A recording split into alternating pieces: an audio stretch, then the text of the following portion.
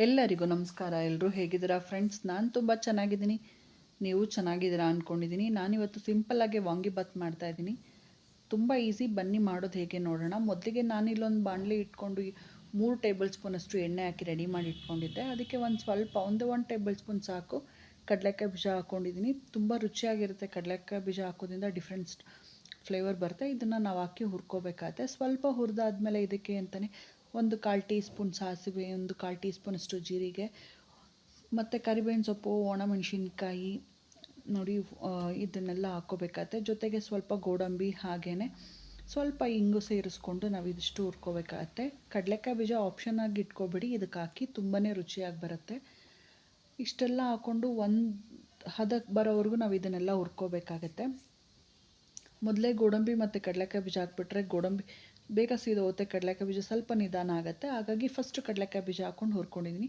ಈಗ ಇಷ್ಟಾಗಿರೋ ಸಾಕು. ಇದಕ್ಕೆ ಅಂತಲೇ ನಾನು ಇಲ್ಲಿ ಒಂದೇ ಒಂದು ಈರುಳ್ಳಿ ಕಟ್ ಮಾಡಿ ಇಟ್ಕೊಂಡಿದ್ದೆ, ಅದನ್ನು ಕೂಡ ಸೇರಿಸ್ಕೊಂಡು ಇಲ್ಲಿ ನಾನು ಬಾಡಿಸ್ಕೊತೀನಿ.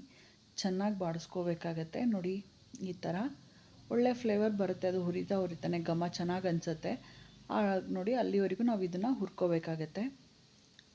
ನೋಡಿ, ಇಷ್ಟು ಚೆನ್ನಾಗಿ ಆಗ್ತಾಯಿದೆ. ಇವಾಗ ಆಗಿರೋ ಸಾಕು. ಇದಕ್ಕೆ ಅಂತಲೇ ನಾನು ಒಂದು ಅರ್ಧ ದಪ್ಪ ಮೆಣಸಿನ್ಕಾಯಿ ಕಟ್ ಮಾಡಿ ಇಟ್ಟಿದ್ದೆ, ಅದು ಮತ್ತು ಒಂದೇ ಒಂದು ಚಿಕ್ಕ ಬದನೆಕಾಯಿ ಉದ್ದದ್ದು, ಅದನ್ನು ಕೂಡ ಒಂದು ಕಟ್ ಮಾಡಿ ಇಟ್ಕೊಂಡಿದ್ದೆ, ಅದನ್ನು ಕೂಡ ಇಲ್ಲಿ ಸೇರಿಸ್ಕೊತಾ ಇದ್ದೀನಿ.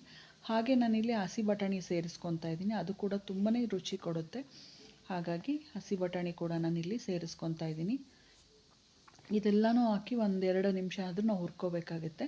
ಹಸಿ ಬಟಾಣಿ ಫ್ರೋಝನ್ದು ನಾನು ಹಾಕಿರೋದು. ಸ್ವಲ್ಪ ಫ್ರಿಜ್ಜಿಂದ ತೆಗೆದು ನೀರಿಗೆ ಹಾಕಿಟ್ರೆ ಅದು ಸಾಫ್ಟ್ ಆಗುತ್ತೆ. ಆಮೇಲೆ ಹಾಕ್ಕೊಳ್ಳಿ. ಒಂದು ಸ್ವಲ್ಪ ಚೆನ್ನಾಗಿ ಬೇಯೋದಕ್ಕೆ ಅಂತ ನಾನು ಇಲ್ಲಿ ಉಪ್ಪು ಕೂಡ ಸೇರಿಸ್ಕೊತಾ ಇದ್ದೀನಿ. ಎಲ್ಲನೂ ಚೆನ್ನಾಗಿ ಬಾಡಿಸ್ಕೋಬೇಕಾಗತ್ತೆ.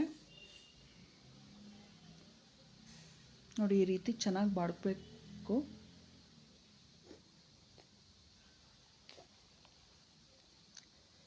ಈ ರೀತಿ ಬಾಡಾದಮೇಲೆ ಇಷ್ಟು ಸಾಕು. ಇಷ್ಟಾದಮೇಲೆ ಇದಕ್ಕೆ ಅಂತಲೇ ನಾನು ಒಂದು ಅರ್ಧ ಟೊಮೆಟೊ ಇಲ್ಲಿ ಸೇರಿಸ್ಕೊತಾ ಇದ್ದೀನಿ. ನಾನು ಹುಳಿಗೆ ಟೊಮೆಟೊನೂ ಹಾಕ್ಕೊತಾ ಇದ್ದೀನಿ, ಹುಣಸೆ ಹುಳಿನೂ ಸೇರಿಸ್ಕೊತಾ ಇದ್ದೀನಿ.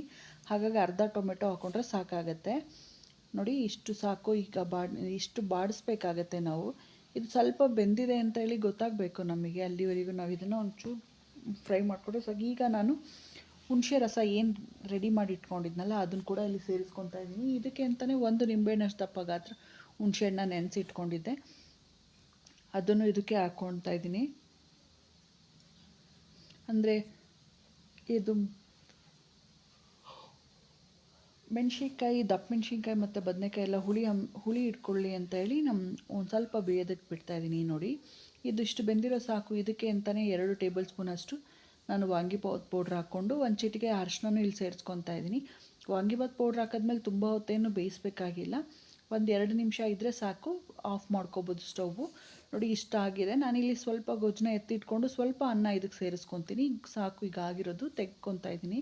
ನೋಡಿ, ಅದಕ್ಕೆ ಅಂತಲೇ ಸ್ವಲ್ಪ ಮೊದಲೇ ಮಾಡಿಟ್ಕೊಂಡಂಥ ಅನ್ನನೂ, ಬಿಸಿ ಅನ್ನ ಇದಕ್ಕೆ ಸೇರಿಸ್ಕೊತಾ ಇದ್ದೀನಿ. ಒಳ್ಳೆ ಕಲರ್ ಬರುತ್ತೆ. ನೋಡಿ, ಈ ರೀತಿ ನಿಧಾನಕ್ಕೆ ಕಲಿಸ್ಕೋಬೇಕಾಗತ್ತೆ.